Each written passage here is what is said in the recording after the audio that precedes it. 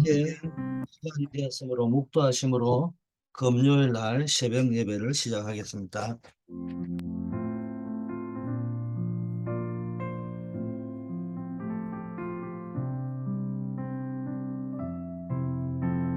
아버지 하나님, 오늘도 주와 동행한 하루가 되게 하시고 영적 싸움에 승리하는 하루가 되게 하여 주시옵소서. 보좌의 권능이 우리 가운데 나타나는 하루가 되게 하옵소서. 예수 그리스도 이름으로 기도드립니다. 아멘. 예, 먼저 강단 말씀의 전체 이번 한 주 흐름이 영적 싸움에 승리하는 세 가지 비밀에 대한 말씀이 쭉 나왔습니다. 첫째는 우리가 말씀의 능력으로 영적 싸움을 싸울 때 백전백승할 수 있습니다. 자꾸 내 생각, 내 기준, 내 입장, 내 주장 가지고 싸우는 것이 아니고 일시적으로는 통할지 모르지만 결국은 마귀에게 참패를 당합니다. 말씀의 능력으로 영적 싸움을 싸우시기를 바라겠습니다. 두 번째는요, 믿음의 선한 싸움을 싸울 때 승리합니다. 우리가 늘 뭡니까? 믿음의 싸움을 싸워야 됩니다. 그리고 언제나 생명을 살리는 선한 싸움을 싸워야 됩니다. 믿음의 선한 싸움을 싸운다는 말은 조급하지 말고요, 끝까지 기다릴 때 믿음이라는 게 누가 확실히 믿는 사람은 끝까지 기다릴 수 있는 겁니다. 그래서 여러분이 정말 오직 믿음으로 주님이 곳곳에서 치유할 때도 내 믿음대로 되리라 말씀하셨잖아요. 믿음대로 응답이 오고요. 믿음대로 승리합니다.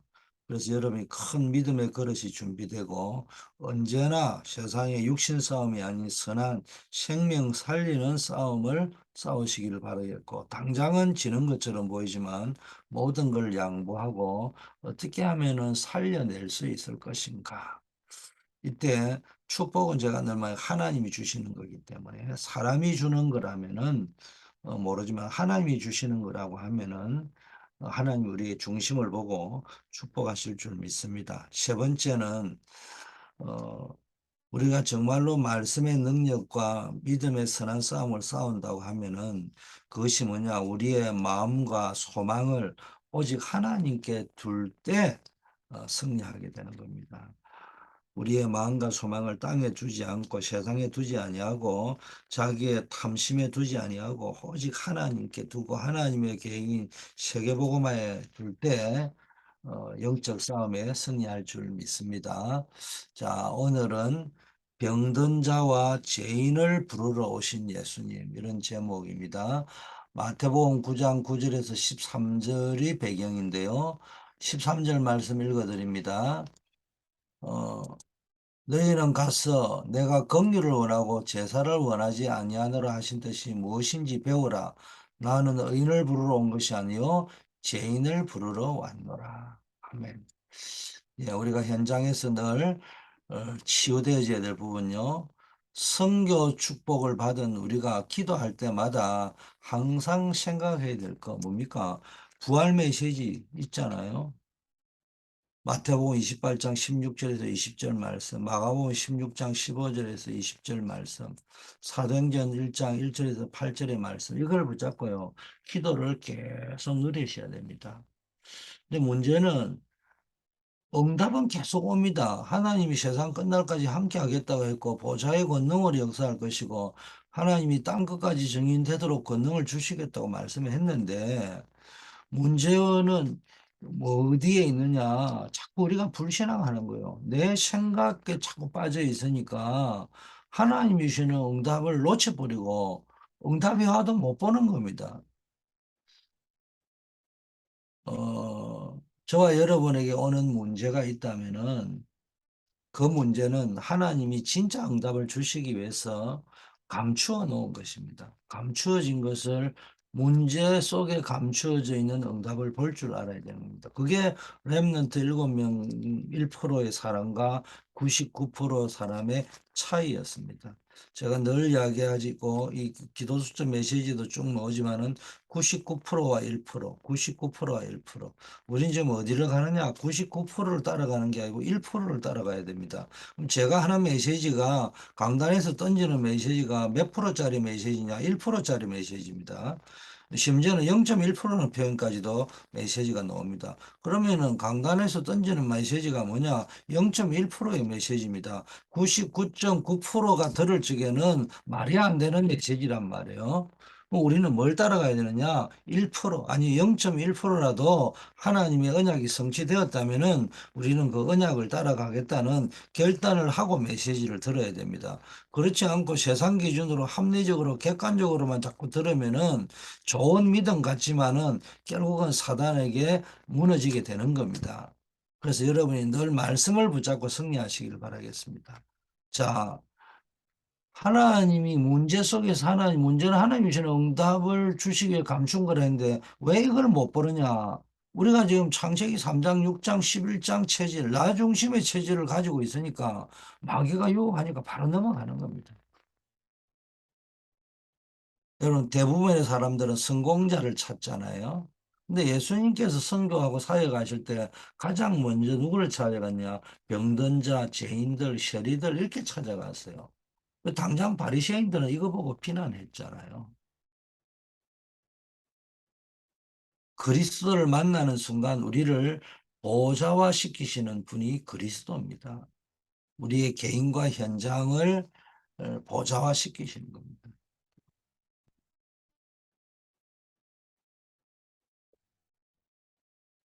마태복음 28장이나 마가복음 16장, 사도행전 11장에 나오는 이 부활 메시지가 쉽게 하면 뭘 약속했어요? 하늘 보좌의 권능으로 역사하시겠다는 거예요. 그리스도로 말미암아 여러분 알다시피 우리에게 있는 이 사단 마귀의 문제, 죄의 원죄의 문제, 하나님 떠난 문제, 여기서부터 오는 모든 저주가 해결되잖아요. 그래서 여러분이 늘 뭘 볼 줄 아냐? 나 중심이 아닌 하나님 중심으로 모든 걸 바라볼 때 여러분의 모든 것이 치유되고 비정상이 정상이 될 줄 믿습니다. 자, 그러면은 자, 우리는 어떻게 선교해야 되는고 전도를 해야 되느냐? 먼저 죄인을 불러서 정인으로 만드는 것이 선교다. 완전히 무너진 자를 그리스도의 정인으로 만드는 것이 선교입니다. 오늘 마태가 예수를 찾아온 것이 아니고 예수님께서 세리 마태를 찾아가셨다는 겁니다. 함께 식사도 하고 그러면서 뭡니까? 제자를 만드셨는데 이 복음을 못 깨달은 종교인들, 바리새인들은 그것을 보고 비난하잖아요.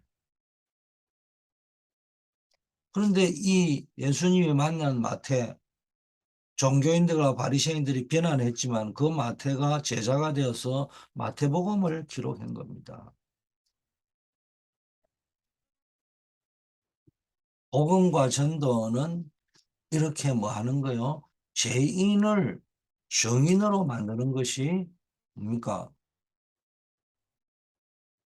복음과 전도고 선교인 겁니다. 그래서 여러분이 이 선교의 축복을 풍성하게 누리는 하루가 되시기를 바라겠습니다.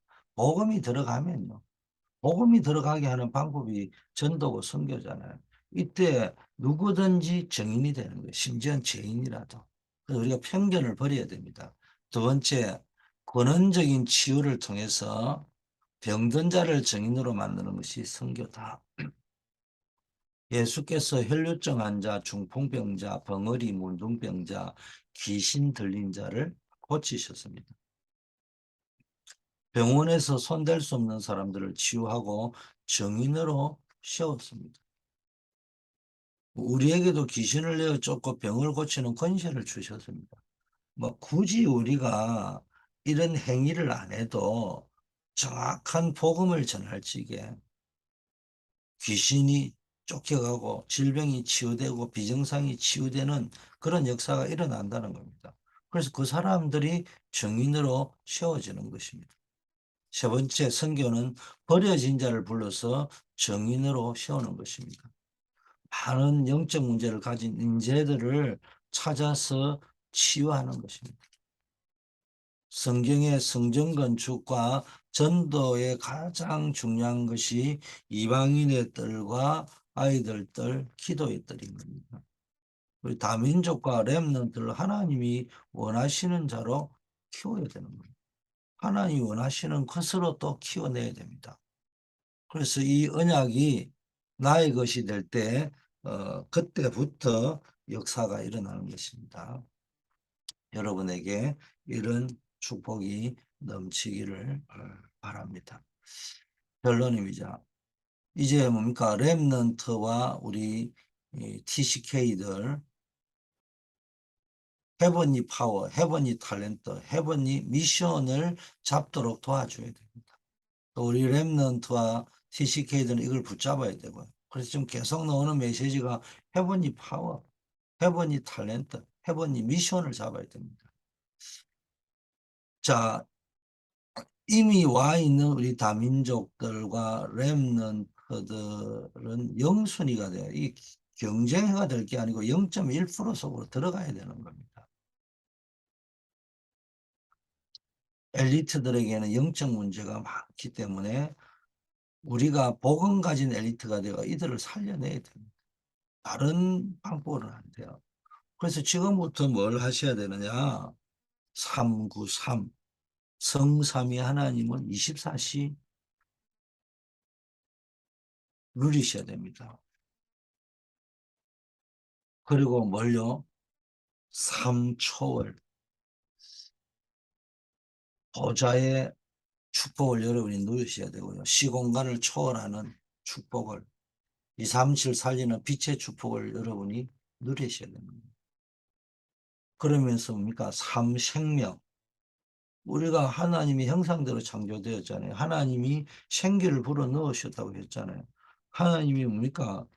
축복을 주셨잖아요. 그래서 예수 생명, 예수 능력, 예수 축복 이걸 누리셔야 된다는 거예요. 말씀을 통해서. 그리고 3.5 의무의 축복을 여러분의 개인과 교회와 업에서 이걸 누리셔야 돼요.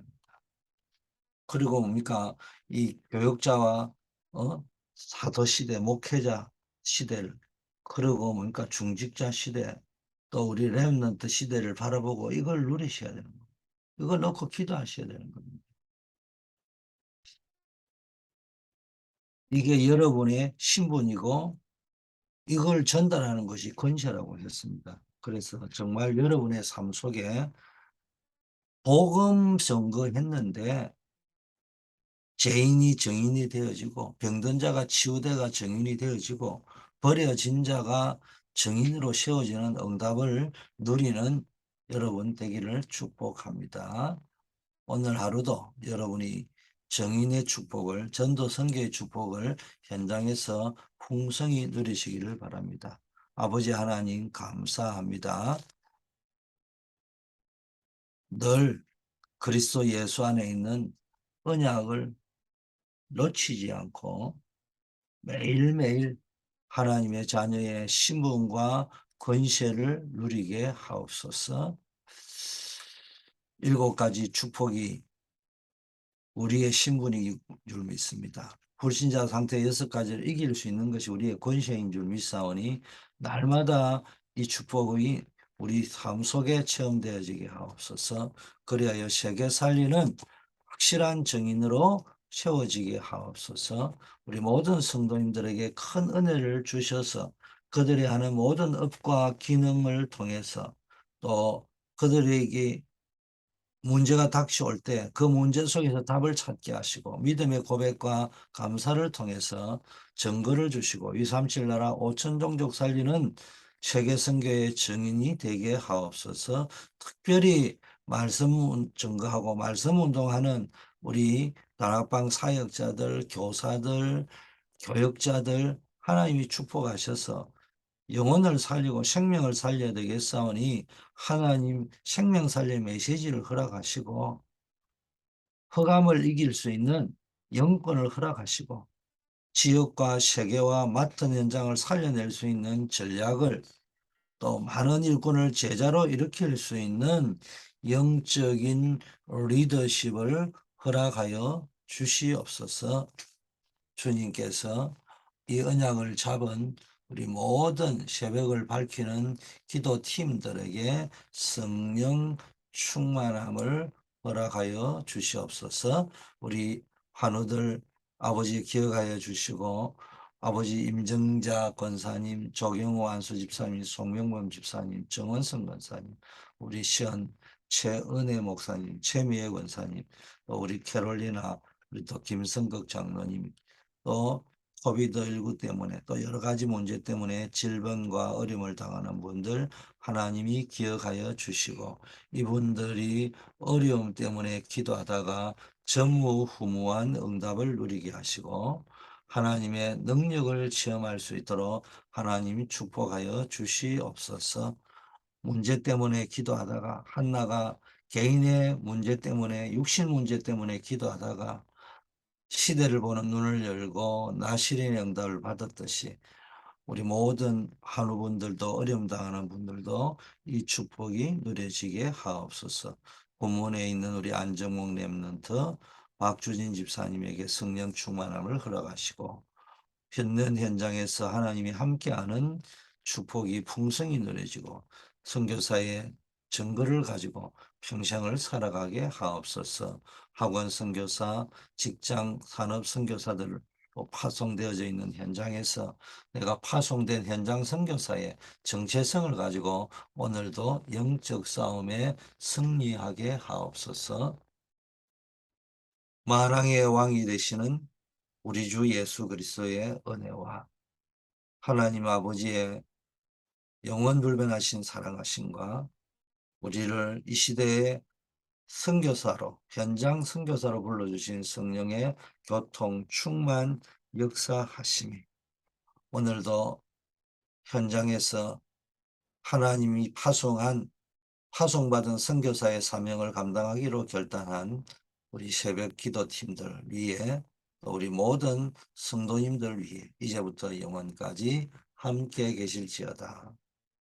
아멘.